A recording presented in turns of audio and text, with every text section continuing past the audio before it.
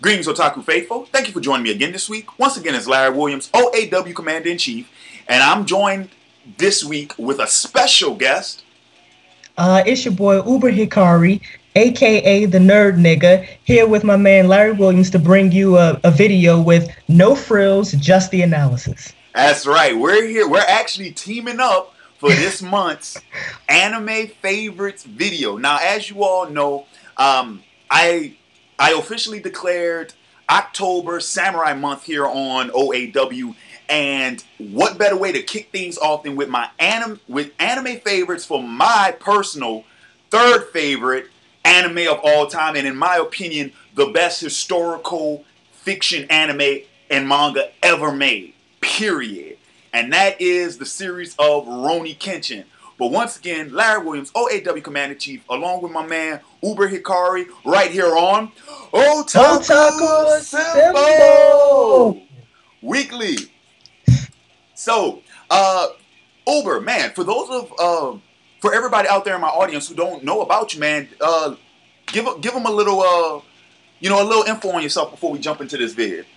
Okay, well, I was planning on making YouTube videos for at least a couple of weeks now, but I was a little nervous, wasn't sure how I was going to be accepted into the YouTube anime community, and my man Uber Black Man posted a video on this shitty ass anime community, and then I posted a video response to him. A lot of people liked it. A lot of people that it was a great analysis, and so I got a lot of hits, and I decided to do this on a regular basis. And I knew my man Larry Williams was going to do a video on Rurouni Kenshin, and I figured, since that's my favorite shonen manga, why not do a collab video with him? So here I am. See, ladies and gentlemen, this is how you properly collab on YouTube. All right, the quote unquote YouTube anime community. Well, this is how you create the community. You got to collab. But yes. So man, let's jump into it, man. A brief summary for those who may be watching who don't know what Rurouni Kenshin is, man. Uber, how fill the people in on a brief summary of what Rurouni Kenshin is. Okay, Rurouni Kenshin is a historical manga by Watsuki Nobuhiro, basically about a boy who becomes one of the best assassins during the Bakumatsu era, when there was a civil war in Japan. They were trying to overthrow the Tokugawa shogunate, I believe. And so he becomes an assassin, but it really messes up his mind. It really traumatizes him. And so when we enter the story, it's the 11th year of the Meiji government that this assassin, Kenshin Himura, helped create. And the story is basically his psychological journey, trying to atone for the sins that he committed as a manslayer during the Bakumatsu. That's a damn good brief summary, man. Nah, that pretty much shit. Okay, that was a good summary. But okay, so just to elaborate on the brief summary, but pretty much what we see that occurs throughout the entire series, we have the introduction of the central characters to the series, such as Karu, Yahiko, Sanosuke. Later on, we get Ayoshi, we get Hajime Saito, and it's just like you said. The series in itself is really Kenshin's his quest for redemption is what it is. And and one of the interesting things about the series is the fact that as the series progresses, we see that a lot of times it's Kenshin's own past coming back to haunt him. When we get introduced to I'm trying to remember his name, the first manslayer he fought, homeboy with the straw hat and the scarf. Oh, Janae, I believe. Janae, yes. Right. Janae, he was a freaking a manslayer, just like Kenshin. Right. His past coming back to haunt him. Shishio. Right. Shishio was his successor. Right. Coming back to haunt him. And then he worked with Shishio. And then of course, the story arc that never appeared in the anime it only appeared in the OVA Samurai X Reflections, and then of course it's in the manga, is the one when his brother-in-law comes Right. back for revenge. So Wow. you kind of have that thing going on throughout the entire series. But let's go ahead and let's jump into our favorite characters, man. So Uber, I'm gonna let you go first, man. Who's your favorite character in the series? Hero My or villain? Just down. oh, Okay. my favorite character, hero or villain? Uh, I would have to say it's interestingly enough probably Makoto Shishio. Mm, I know that's probably a very interesting choice, but I have to say Makoto Shishio because it's only through Kenshin's battle with Makoto Shishio that we can see how he progresses psychologically. And Makoto Shishio is a very interesting fellow because in order to create Makoto Shishio, um, it's a lot of ways to mess him up. What you have to do is basically give him all the psychological traits that he would have during that time period. So he's the character that sort of represents Japanese nationalism, Japanese aggression, so imperial expansion. And I just like the way that Nobuhiro made him psychologically. I thought that was a very excellent job that he did. And also this guy is you can kind of sympathize with him because you understand where he's coming from when he wants to make Japan a great nation, but as some old southern black people might say, he's a little off kilter, a little crazy. no, but nah, man, you hit the nail on the head, dude. Shishio, my one of my all-time favorite anime villains, dude. I love Shishio. First and foremost, okay, I want to go ahead and I want to yes, I'm gonna go ahead. I'm gonna start throwing names out. No, Stephen Bloom did that shit. The English voice actor for Oh Shishio. yeah, definitely. One of my all-time favorite voice actors, man. He really did bring Shishio out. But no, man, like Shishio is what I've been saying. He's the perfect example of the justifiable villain. Like in all Right, honesty, you could possibly take his side and you could right, possibly root for him, despite his despite some of the things that he's done and the some of his behavior, some of the measures he takes, right, his choices and the way he deals with things. Like, okay, you might not agree with some of them, but for what his overall goal was and right, for what his stand was from Jump Street, when it's like, look, this is what I want to achieve. This is why, and this is why I was drove to it. You could right, actually sit there and like, you make a pretty solid case. And I love those type of villains right, because what happens is when you introduce a villain like that into a series like this, you don't have black and white anymore. You right. you have 1,000 shades of gray. So yeah, I wholeheartedly agree with you, man. Makoto Shishio, that's my boy, man. And his whole entourage, like um oh what I'm trying to remember the little boy's name. It was don't Seta Sojiro? Was so it yeah, him? Sojiro Seta. Right. Sojiro, oh man, that little bastard, dude. Very interesting character. That Very dude, interesting character. man, like I remember the first time I was watching the Kyoto arc and they introduced him, I was like, he's gonna be trouble. Everyone else was Right, treating him like a little kid. I was like, nah, he ain't fooling right, me. He's gonna be trouble. And then he winds up breaking the reverse blade sword. It was like, right. I told you, I told you. Right. But Uh, so yeah, one of the other things that I like about Makoto Shishio is that even though he has like this dimension of like craziness to him, he's very rational, and I like that in a villain, true, someone who can explain themselves reasonably and rationally, so that you can't just easily dismiss him. true that, and that is actually the quality. If you remember, that's the quality that potentially led to his downfall. Because in the Right. fight with Kenshin That's was right. when he finally lost his cool. So, but that created a great dynamic for the character because to draw another parallel to another anime character, if you've seen Avatar: The Last Airbender, Princess Right. Azula, she was the Oh exact same yeah. way. She was a very cool-minded, cool, calm, and collected, very Right. calculating type of character throughout the series. And it wasn't until the very end that they finally, get not thrown off their rocker, is what leads to their downfall. Right. So yeah, that is a very very good thing I liked about Shishio also. Definitely.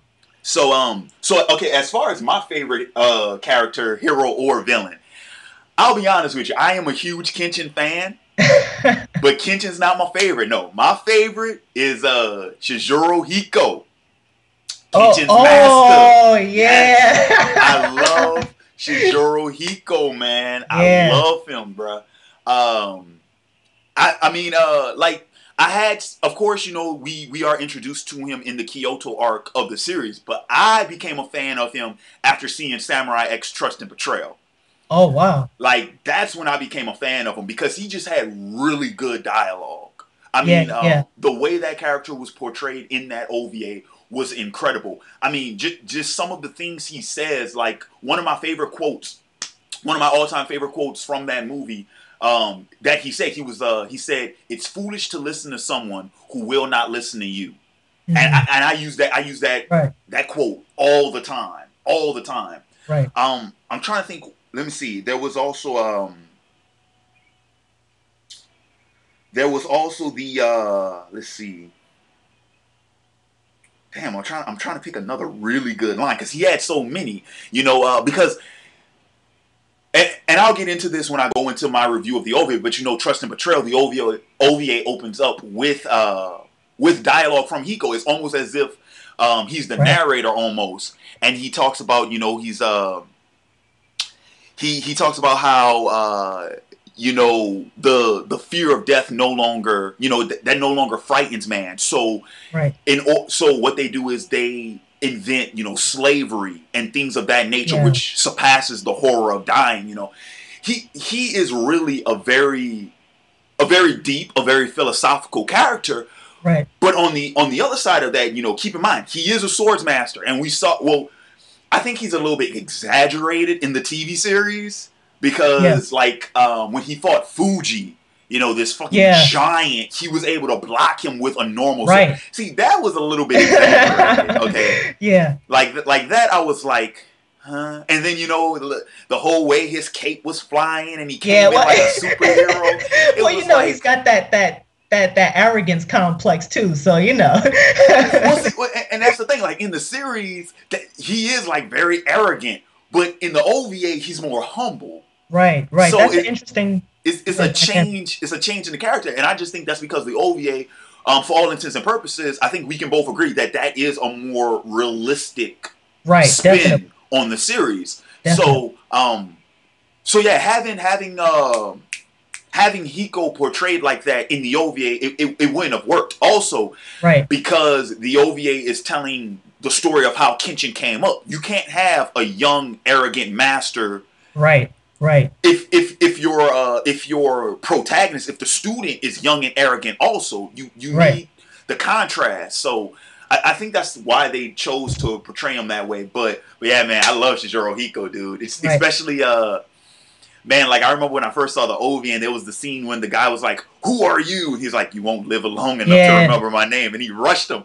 Next thing you know, that's who. I Yeah. was like, "Oh my Yeah. god!" Oh my god. One of my favorite quotes from Hiko Seijiro was when he's talking to Kenshin about drinking sake, and Mm-hmm. he goes through the different seasons, and he tells Kenshin, these things are always good enough to make sake taste good, and if sake doesn't taste good, then there's something wrong with your mind.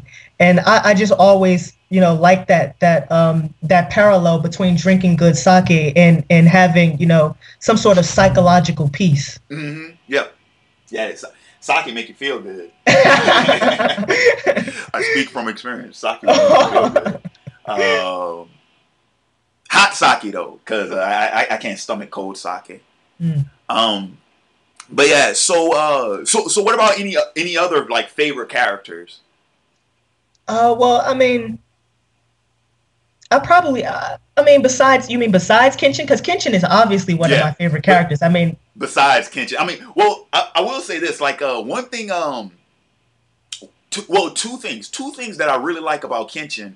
Number one, he's older. Like Kenshin is actually 26 at the beginning of the series, right, and I remember reading an article where they were talking about how, like, the development of Rurouni Kenshin as a series, the editors were really nervous right, about right, about having a main character who was in his late teen, I mean in his late 20s, but right, it worked.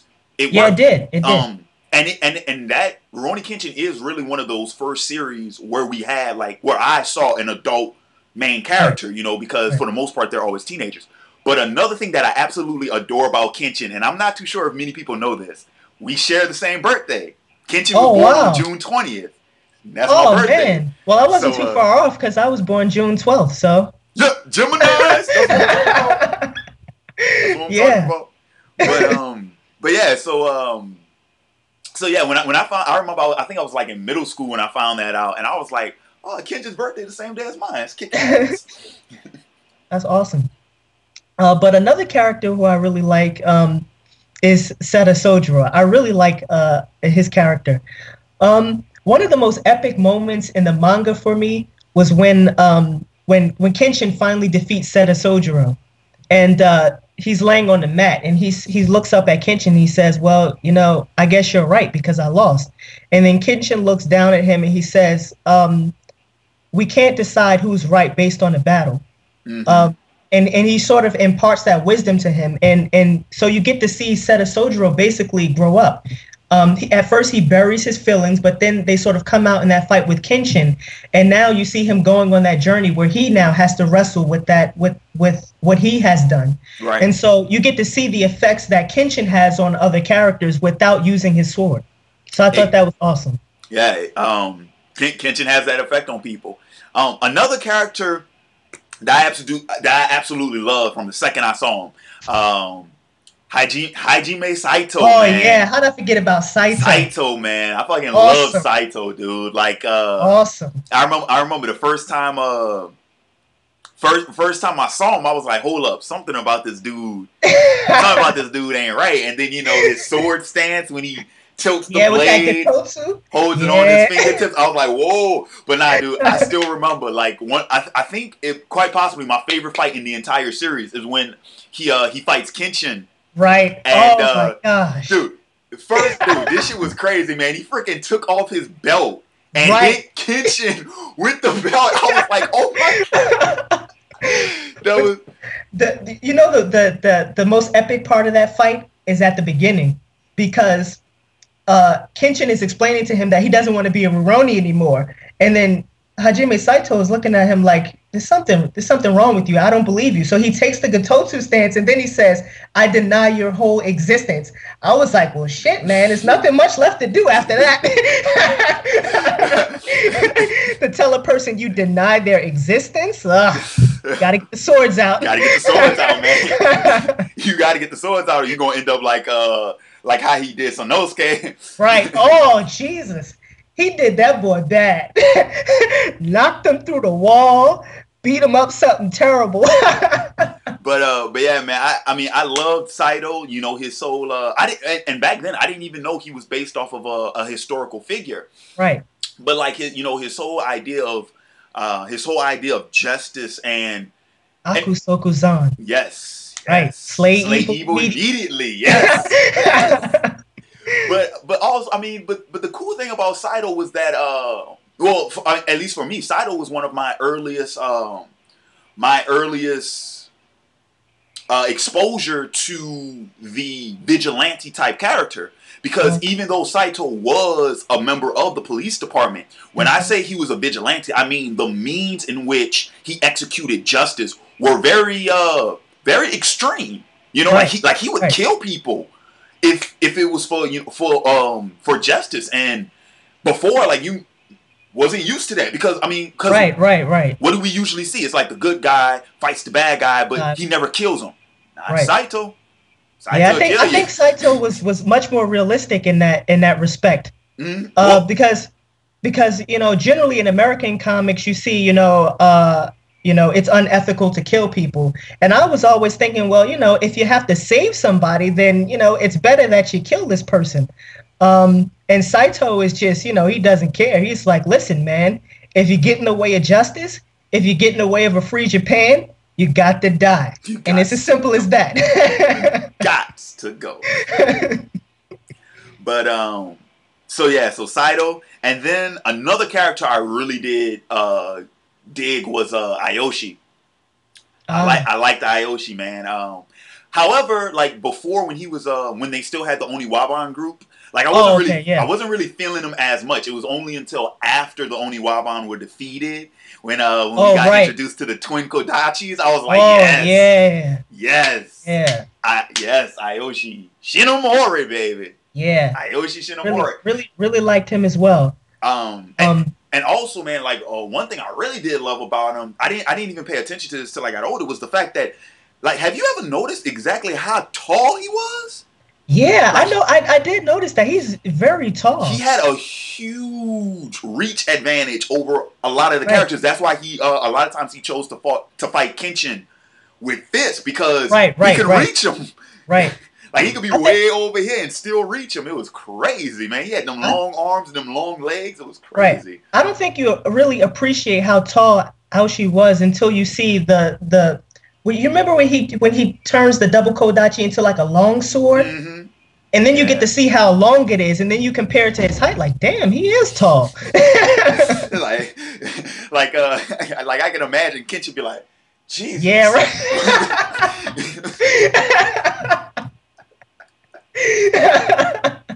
You know, because them Japanese aren't known for their height. Right. Right.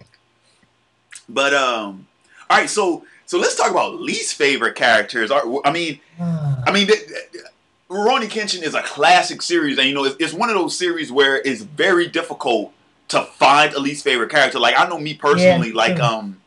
like when I did my favorite my anime favorites for Yu Yu Hakusho, like I couldn't think of a character that I didn't like in Yu Yu Hakusho, and I'm trying to think of one that I didn't like in Rurouni Kenshin.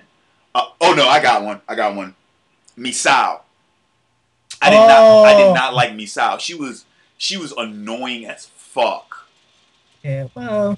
Like I understand her character. I know the archetype that her character falls under. You know, she's supposed to be like the feisty female sidekick. I get Right. it, but still, it's like no. Yeah. And her whole obsession with Ayoshi, no. Yeah. Well, yeah. That's true. Man, I'm trying to think of a least favorite character that I have, and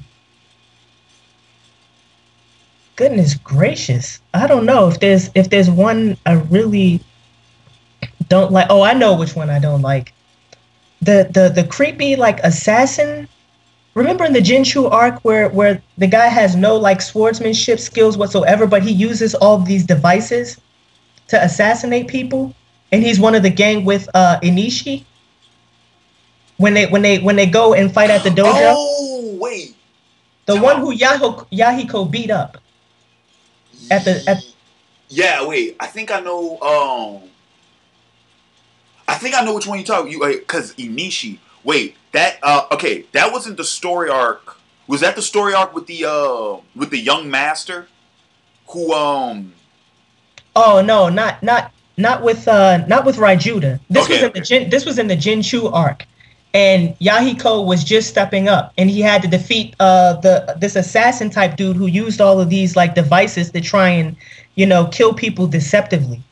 I really didn't like him. I felt like he was creepy, and he was just a little too insane, Well, or a little too out there. Uh, but another one person I didn't like was Raijuda. I yeah, just yeah, didn't right, like Raijuda. right. Well, I mean, I liked Judah as far as being a villain is concerned, but honestly, he was a scumbag.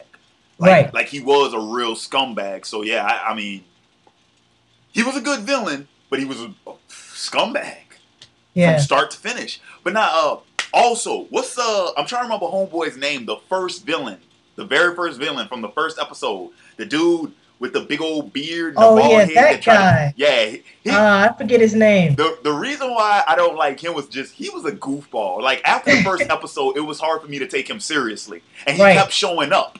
Like he reminded me of Team Rocket. Like Oh every time he, yeah, him and his little brother. Yeah, every, remember in the manga series they reappear at the end with Sanosuke in the town that he's trying to protect. mm-hmm, And so they show up as sort of like comic relief, and they're yeah, really like goofballs at the end. yeah, yeah. They oh, dude. Oh man, a sleeper character. Sanosuke's friend, the dude who was the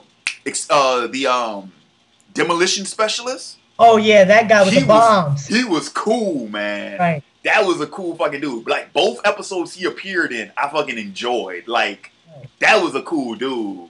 Um, yeah, them in the what were they? The Seki Hotai, I believe it was. Yeah, the Seki Yeah, the Hotai. Seki Hotai with the red band. Yeah, man, cool stuff, man. Cool stuff. So let's jump into favorite story arc.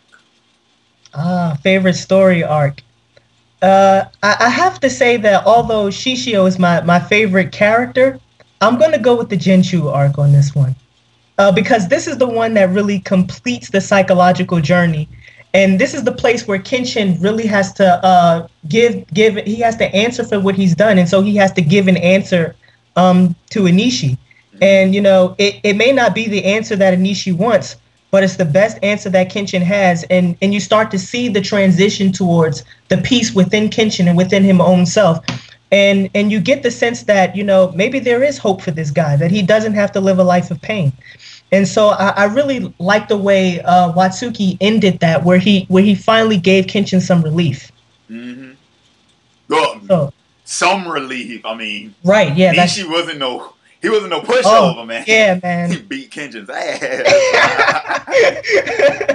Right, and then with the whole Kaoru thing, the fake killing thing.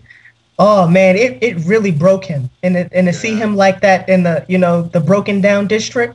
Mm-hmm. Oh man, and that the artwork from Watsuki was excellent because you could literally see it in his eyes, where his eyes like lose color. And I just thought that the whole artwork of that him being in the broken down section of town was just awesome. Especially the most epic part where he breaks the chain off the sword and Mm-hmm. the lights coming off the sword. That was awesome. Yeah. I'd have to say my favorite. Yeah, my favorite story arc is definitely the Kyoto arc, Mhm. and that's because I feel like that's the first time when this series actually did start to feel like Right, historical fiction, because that's when we got introduced to all the officials, right, the police department, some of the um, some of the other lords and stuff like that. Like, and another thing I really liked about the Kyoto arc was that, and I'll even argue this for the entire series. I mean, I think we would both agree that the majority of the series, all of these storylines revolve around Kenshin and right, his friends, right? But the Kyoto arc was the first time where, even though Kenshin was at the center of the conflict, this conflict was much bigger than Kenshin and his right, friends. The conflict right. was about the whole country.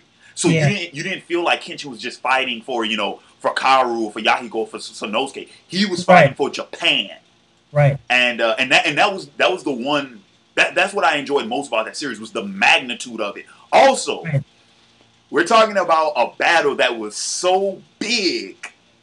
Freaking Saito and Ayoshi had to join right. forces with Kenshin and Sanosuke. And one of my favorite scenes was the scene when they were going to fight Shishio, and it was all four of them in the hall Yeah, marching. And I was like, yeah, yeah. man, yeah, it's going down, man. It's going. Oh, man, I love that. And then like all of the individual fights, like Saito and his fight with I can't Us, remember. I can't remember Us, homeboy's name. Usui the blind Yeah, swordsman. Usui. Yes, Right. that one.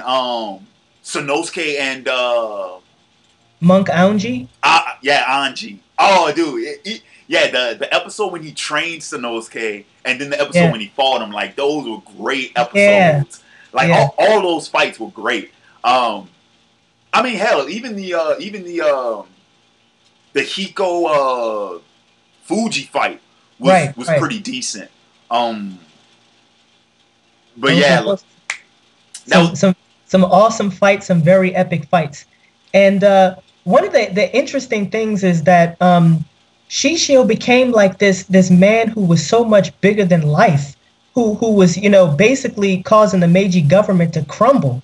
And he bought that big ass battleship that he had, and he was using oil, so he was right on the edges of modernity also. So it was you could really feel the ideological clash between those two. Oh So yeah, man. I so mean, that was epic. and also, I mean, like, though, I mean, dude, just the way Shishio operated. I mean, dude, you're talking about. I mean, it's one thing to have like a villain mastermind, but Shishio also embodied he really was the revolutionary character because he spoke and people flocked. Like, and that's one of the things that made him so formidable. It wasn't just that he had a gang or a band. He had an army. He had hundreds. All you had to say was, Shishio wants you. Boom, they were gone. Like, man, he was able to take out government officials so swiftly. Like, and even take over parts of the country. Yeah. Right? Because remember when they erased that town from the map in the Kyoto arc, and he was like, this map is wrong. He's like, there's a village here.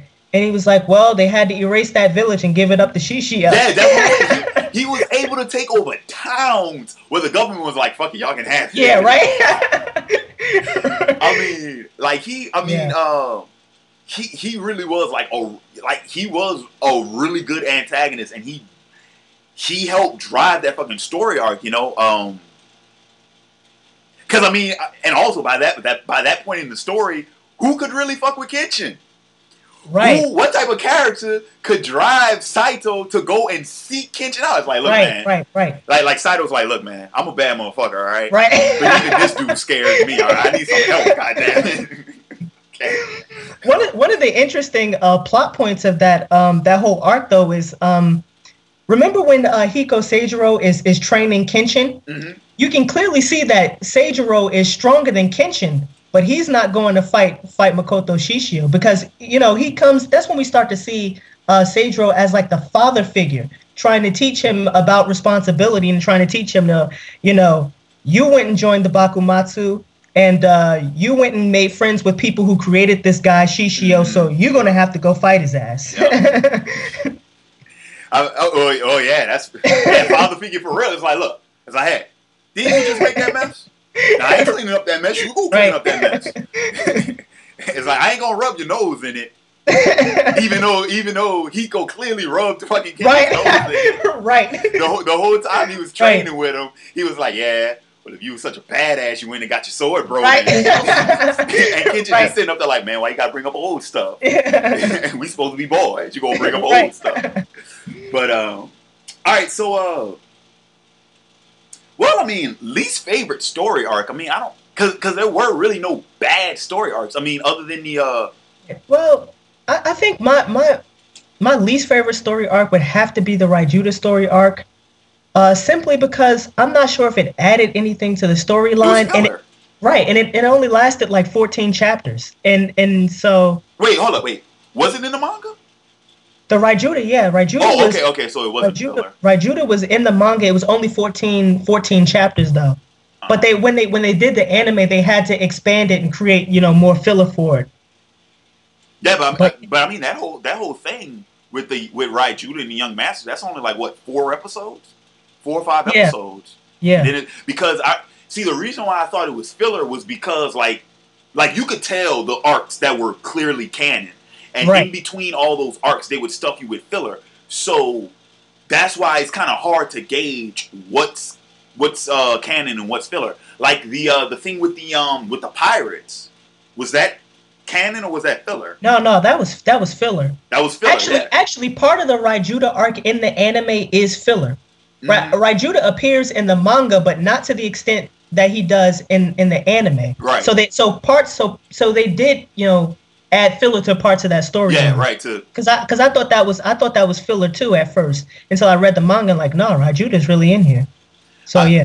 I think my least favorite would probably be, honestly, because I have a thing against I don't like filler. So after the Kyoto arc in the anime series, after the Kyoto arc, when we get all those filler episodes, I don't really care for those episodes. They're not bad.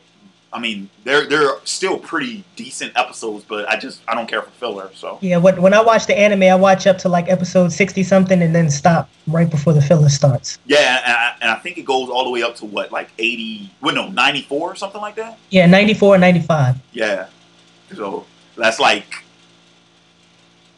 just under 30 filler episodes. Right. It's like, nah, I'm okay. All right, so why is Rurouni Kenshin a favorite, man? Why Oh man. why do we call it a favorite? Well, I call it a favorite because it really bends the conventions of the genre. Hmm. Uh, most shonen anime and manga, while it has psychological aspects to it, it's more about, the action sequences and the fights and the epicness of the battles. And Kenshin, really defies that. There are some epic battles in there, but it's really about the psychological journey that Kenshin has to go through in order to find redemption and to atone for what he's done. And I think that the psychological complexity of that manga, honestly, in the shonen genre, I don't think it can be matched. Yeah, I'm I don't trying. think it's I'm matched. trying to think. I'm trying to think of one, but Only Yu Yu Hakusho to me. That's the only one because you not. got to. But Yu Yu Hakusho doesn't push on it like the way Kenshin Yeah, that's does. that's true. That's true Like too. because honestly, in Yu Yu Hakusho, we don't start getting that until Dark Tournament. Right, So, and right. and that's like a good about halfway through the series. So, um, but no, like Kenshin really was really did kind of pioneer that. And that's one of the things about Kenshin that why I like why it's one of my favorites also is because Kenshin brought sophistication to the Right, genre. It wasn't right, just slapstick humor and super powered beams anymore. right, Like right, it had a story that was well written, based in a historical time, right? And so it had all that history to back it up. It was a it was a very real story. It right. was a very romantic story in the sense Yeah, of, I mean, shit. Fuck, I'd go as far as argue Kenshin being almost as beneficial in Japanese literature to some Arthurian legends in English literature. Like that's the right. kind of mantle that Kenshin, took up because if you go back and you look at Japanese literature, you have all these great tales of these samurai warriors and these Right, princesses right, and lords and shit. And honestly, you could very well just say Kenshin is another addition to that long line of right, great Japanese storytelling. Um, because it had all the elements. It had the samurai. It had the swords with reputation. It right. had the warriors with the warriors that the legends, the living legends of Right. their time. Um, And another thing that I don't think Kenshin gets enough credit for is the love story that it yes, was as well. yes, yeah. I've been trying to, dude. I've been telling people that it's like, dude, at its core, Kenshin is a love story. But Right. dude, but I mean, but that adds to its success because it's a story that it can satisfy the guys who oh, we want action, yeah. But it can get the girls too because it's like, oh, it's a love Right. story, dude. Like I remember after seeing Samurai X Reflections, I was like, what the fuck did I just watch? It was like, what is up with all this gushy show of emotion? And then my dad, he was sitting on the couch like, oh boy, that's a love story for you. I was like, no, this is Rurouni Kenshin. It's not a love story. And he was like, yeah, it is. You better go back and Yeah. rewatch it. But now I can look at it and I'm like, yeah, it really is a love story. Right. At its core, that's what it's all about. Um, It's and I, it's got two of the most beautiful love stories. And some manga have to struggle just to get one, and it's got two in there, one with Tomoe and one with Kaoru. And they're yep. the most organic, most beautiful love stories that you can possibly produce. I love the scene with Tomoe, where remember Kenshin's the manslayer, he can't sleep in front of other people. And Oh, so and so Tomoe doesn't know this, and she goes to bring him a blanket, and he almost, right, he almost slices her throat. And then she says, I can see that you're really hurting, that this is messing with your mind, and so let me be the sheath to your sword. mm, And that was just such a beautiful metaphor. yeah, So yeah. because that was I'm trying to remember what Katsura. Katsura was the one who was talking to Tomo about that because Yeah. he was telling her about his friend Right. Yeah. who his consort, he was like, she serves as a sheath to protect him from his inner self, and he was like, could Right. you be a sheath for Right. Kenshin? Yeah, man. I mean, and then of course, Trust and Betrayal, the heartbreaking Oh story that it yeah. was. I mean, Goodness gracious. but honestly, dude, like watching Rurouni Kenshin, seeing Kenshin with that scar shape, with Yeah. the cross shaped scar. Who would you have guessed that was the history behind the scar? No, not at all. Never. Like, Especially not in a shonen manga. oh, dude, Especially not in a shonen manga. it's dude. And then look how Rurouni Kenshin comes on with freckles. That happy ass theme song. You would have never Yeah. thought that series was so dark. It's like, Yeah. man. But And even the guy that he kills who gave him the first scar, and he's dying on the ground. He's like, no, I have someone I have to give back to that I love. And you can really see how it's affecting Kenshin, but even though it's affecting him, he still stabs the guy like through the neck. And I'm just like, damn, that's brutal. That's just brutal. Kenshin was not to be fucked with, man. But okay, well, I think we just covered like our likes and dislikes about the series. I mean, so many likes, not so many dislikes. The only real dislike of the series I had is if you go back and you watch the anime, there are a few episodes where the animation style changes. That I didn't notice that.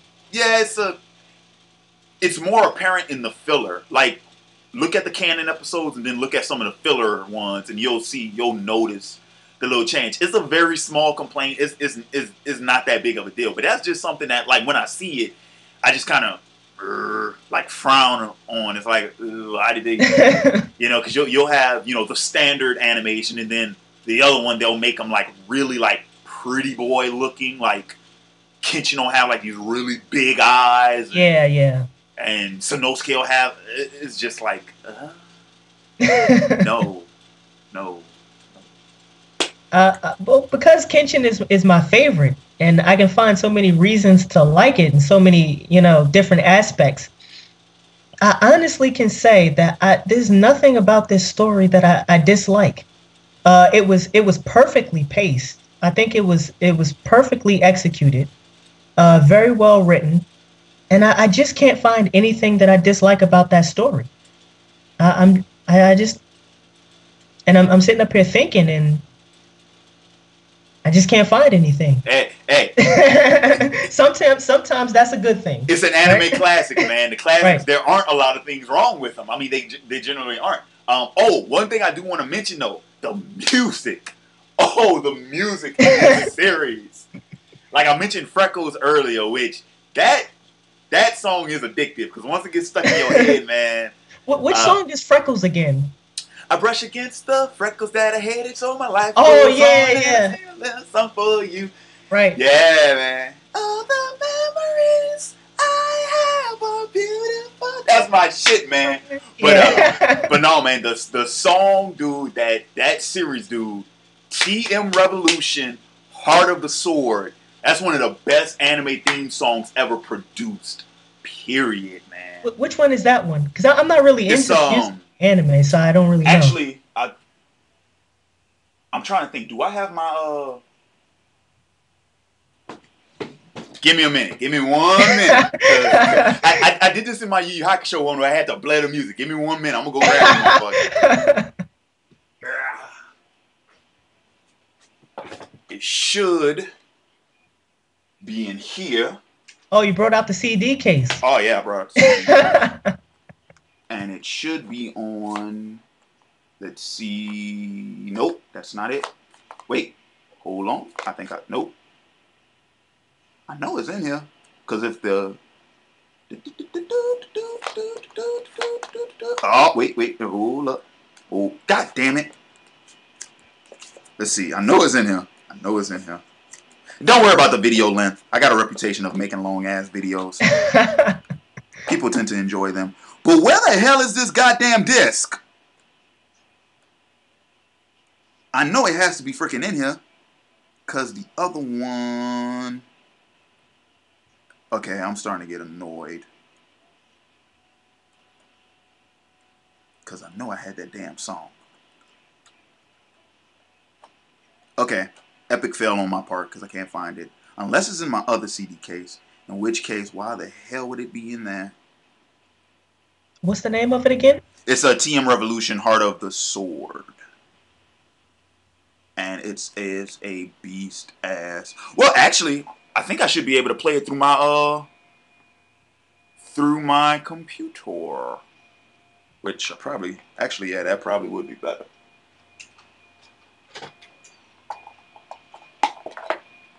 Go scoop that sucker up right quick.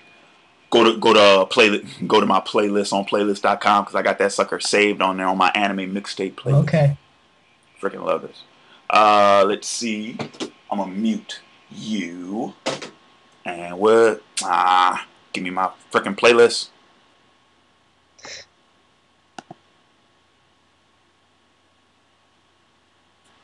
Hang on, I gotta take out my earphones right quick.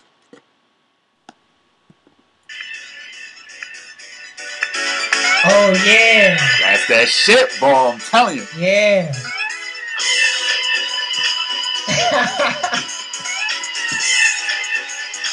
Yeah. Yeah.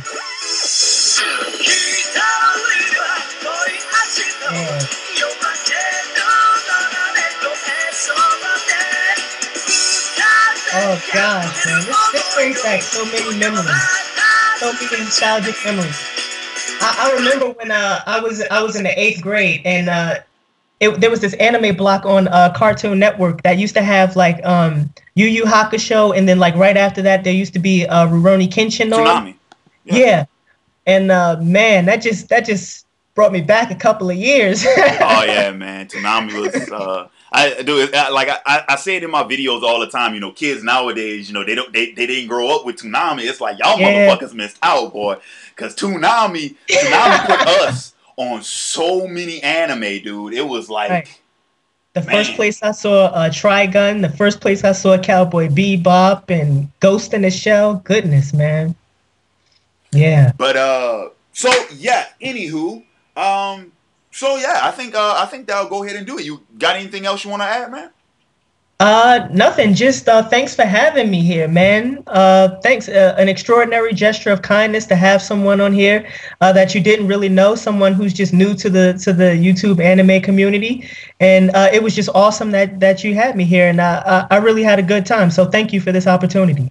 Not a problem, man. It's my pleasure, dude. I really do enjoy helping young brothers get started on YouTube, man. Cause I remember starting out, bro, and this shit is a long. Cause it's a long way to the top if you want to rock and roll. It's a long way to the top, but yeah. So once again, this is Larry Williams, OAW Commander in Chief. This is Uberhikari, aka the Nerd Nigga.